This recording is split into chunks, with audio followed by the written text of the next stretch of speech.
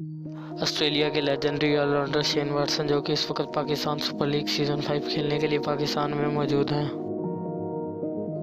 Shane Watson PSL 5 में government की तरफ से मिलने वाली सिक्योरिटी से काफ़ी इम्प्रेस हैं। शेन वाटसन, जो कि ऑस्ट्रेलियन क्रिकेटर्स एसोसिएशन के प्रेसिडेंट भी हैं, उनका कहना है कि मैं ऑस्ट्रेलियन क्रिकेटर्स को ज़रूर रेकमेंड करूंगा कि पाकिस्तान में क्रिकेट खेलने आएँ। पाकिस्तान में सिक्योरिटी का मायार पिछले साल भी बहुत बुलंद था और इस साल भी।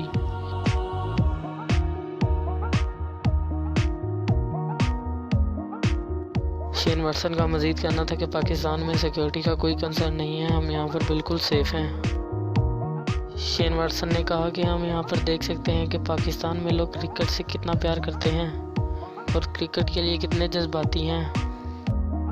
शेन वाटसन का यह भी कहना था कि मैं PSL का हिस्सा बनकर खुशी महसूस करता हूँ।